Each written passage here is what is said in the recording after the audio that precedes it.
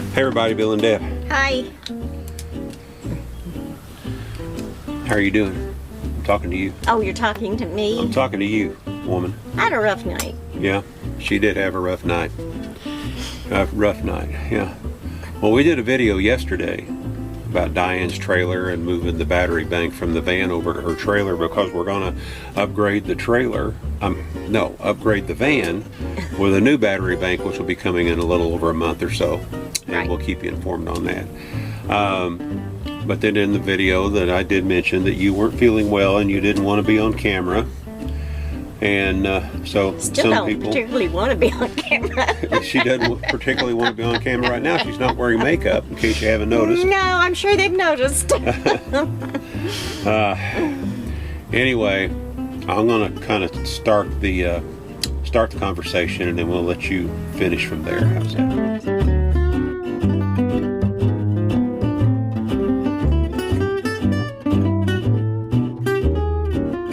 For a long time, Deb had a little spot that had started forming right here, right in this, around this part of her nose, and she would cover it up with makeup and everything. And neither one of us really thought a whole lot about it, but well, not at first anyway. No. But then after I had my issues with precancers on my face and on my scalp. And on me, they ended up doing what they call the blue light treatment, where I went through 4 different sessions on that. She went ahead and made an appointment with our dermatologist, and I will let you pick it up from there. Well, yes, made an appointment because I just thought I had flaky skin. And they looked right here and they said, we're going to take a biopsy of that. To be honest, I didn't even think this area wasn't bothering me. It was over here. And they did a biopsy, and of course it came back squamous carcinoma in situ. So he called me and he says, you have 3 choices. Well, 4, I guess, if you want to ignore it, but 3 choices. Surgery, with plastic surgery. No, I've got things to do. I can't stick around here. The next was 12 radiation treatments. I said, you mean like the blue light, like Bill had? And he said, no, you have to go to the oncology clinic for this one. I said, well, I've got a rendezvous. Middle of October, I can't do that. And he says, well, the next thing would be the chemo cream. And I want you to put it on twice a day for 4 weeks. And I said, let's do that. So I am on week 2. This particular cream I'm using, I did a lot of research on it. It's only supposed to affect the cells that are being abnormal and behaving, cancer. Like cancer. Yeah. I didn't want to use that word. Well. And it's not supposed to affect your clear skin at all. Okay. So twice a day for 4 weeks. And of course, you should know when a doctor says you maybe have some discomfort. Well, Katie barred the doors. First week wasn't too bad. This second week, every day got a little bit worse and a little bit worse. Yesterday, well, let me think. Sunday night, because yesterday was Monday. Sunday night, I didn't hardly sleep because what it does when you was yesterday Monday? Isn't today Monday? You're getting me all confused now. Okay, Saturday night was bad. Okay. When you put that cream on first, you have to let it dry before you can do anything else, which they told me I could use any petroleum-based product like Vaseline to keep it moist. But for 2 hours, you can't. And for those first 2 hours, and some of you have done this, you know exactly what I'm talking about. It feels like, you know how when you get a fever blister and you have that tingly, icky, itchy feeling? That's what it feels like over the portion of my face that I put the cream on. But you can't scratch it. and you can't put anything else on it to soothe it, so you just gotta, what does I tell you to do? Suck it up, Buttercup. Yeah, she's always telling me to suck it up, Buttercup, and now here she is. And they keep telling me that it will get worse before it gets better. Right. I threatened to shoot Bill this morning if he said that one more time that's to me. right.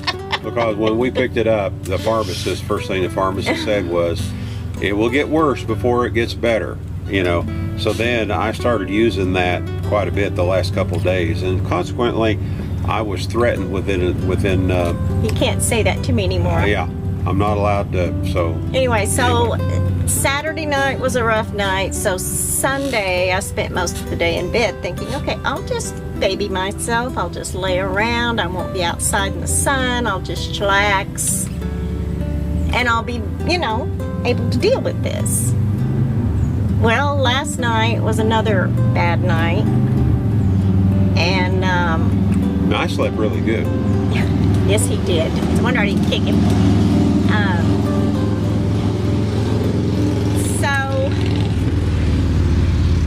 waking up, you know, I didn't really sleep. I just, every 30 minutes or so, I'd put some more cream on my face, Vaseline type thing on my face, and start to doze off, and it would start back up again, the itching. And everything you read, that's normal. It's supposed to do that. I feel sorry for the people that have to do their whole face. Oh my gosh. Yeah. But what's interesting though is the doctor, when he looked at it at the dermatologist office, they were, you know, he was just going to focus on this one spot. Yes. But it says very plainly, from what I understand from what you've been telling me about what you read, that it only affects damaged skin. Right. Well, she started putting it on there and spreading it out a little bit. Well, I put it where I had the rough spots that I was concerned with in the first place. Right. So had the doctor, and in my thought process is telling me, had they just concentrated on this one spot, they would have missed all this other that I'm pretty sure y'all can see, even though it's not real bright in here at the moment. Wear a mask. Oh, you know, I keep telling her she looks like when I first met her, she had a lot of freckles, you know, right in there. So I keep telling her it's just big freckles. Don't worry about it. Yeah. But anyway. Anyway, that's what's been going on. Yeah. And my last treatment day will be this Saturday before the rendezvous. Right. So I'm hoping by then we've gone through the worst and we're on the healing process. I'm hoping. So that I can cover it up with makeup and y'all won't see it. That's what I'm hoping for. Yeah. So anyway, that's kind of what's been going on with her with that. So we're hoping that, and it appears that it's working, because, you know, it's definitely doing that getting worse part that the pharmacist talked about. So we're waiting on the getting better part now. Yes, you know? I'm ready for the better part. She's halfway through the treatment. So the first 2 weeks to get to this point, the next 2 weeks should be getting better. Well, that's the way I see it. That's the way I see it, But too. other friends of ours We don't want to talk about that. have not been all that encouraging that have went through it before. So No, they really haven't. So I'm not going to mention any names, but her initials are Paige. It's not an initial. Paige is my mentor. Yeah. But anyway, we're looking forward to the rendezvous. I didn't mean that, Paige, the way it sounded. We will be headed that direction very, very soon. And we've got everything that I needed to get. I've got the banner, I've got the bingo cards, we're going to laminate them. I've got the wipe-off pins. I've got the bingo calling cards. We've got several of the bingo prizes already in the van. We're also going to have a table, don't forget, and I keep forgetting to mention this, we're also going to have a table of, and Steve is going to round this up for me. I bought this thinking it would work great for me, but it doesn't. Maybe it would work for you. Yeah. I bought a table of those items, like things that you all might have that you found that it didn't work out for you the way you thought it would. I have several of those items. Yeah, so if you've got something that possibly someone else could use, just put it on the table. We'll have a table set up for that. Yeah. So yeah, and then someone comes along and says, well, I could probably use that. Then take it and go. Take it.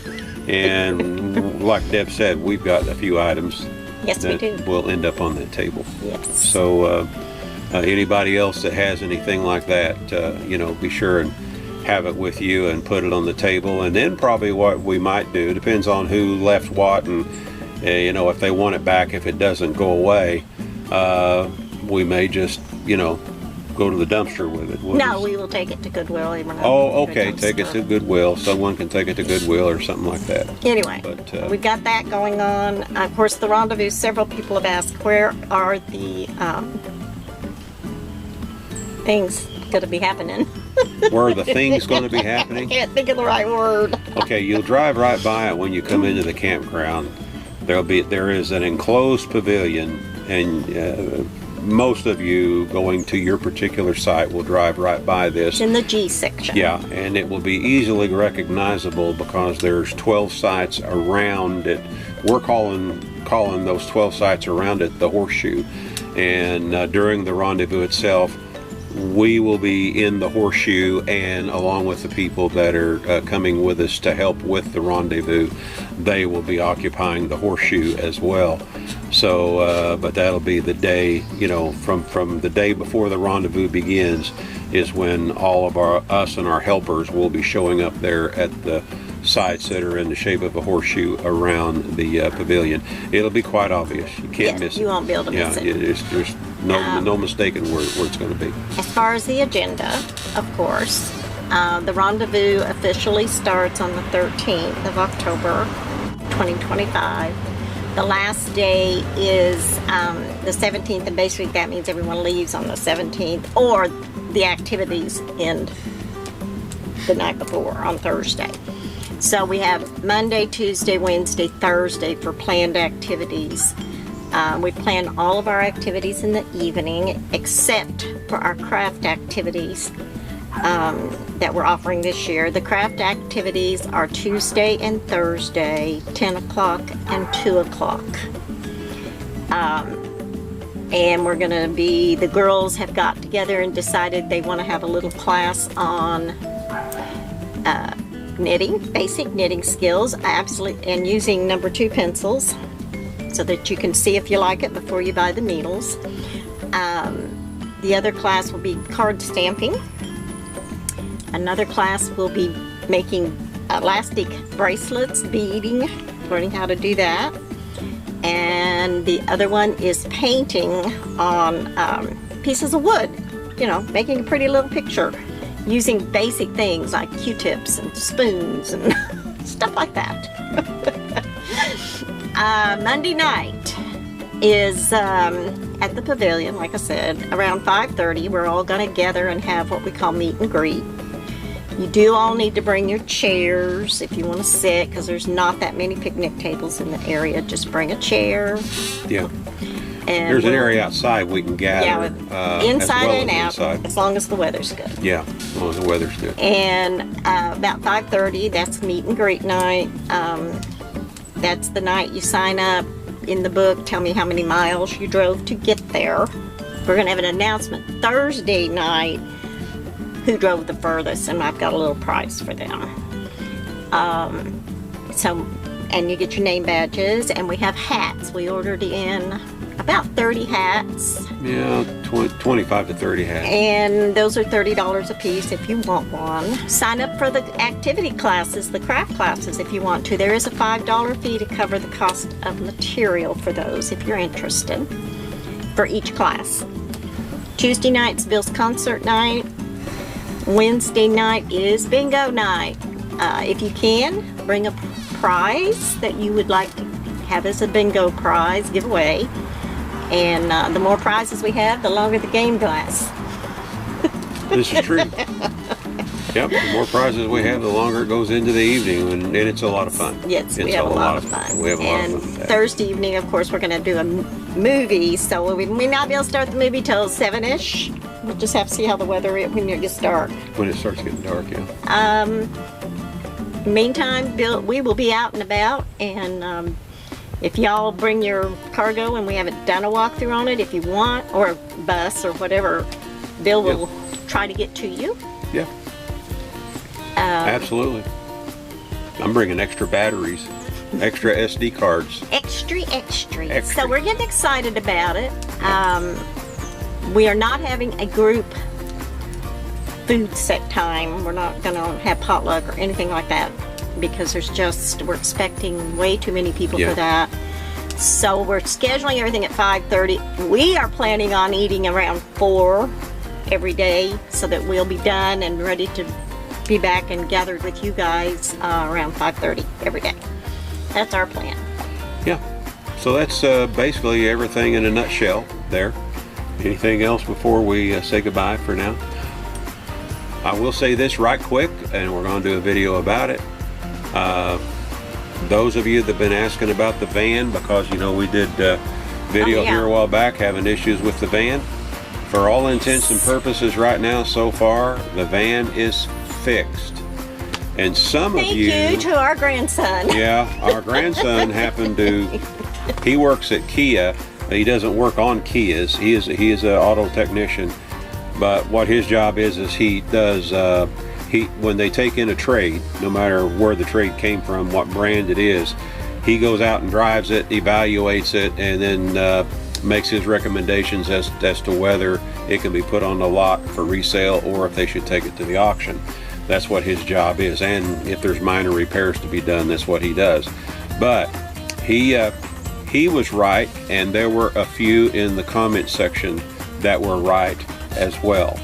And we're going to save that for another video. Sounds good. But so far, it's running like a champ. Yes.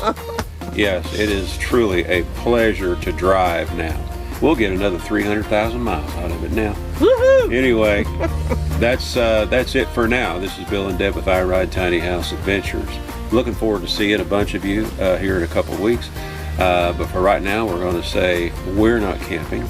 We are living. Y'all get out there, do some living, and we'll see you again soon. Real soon.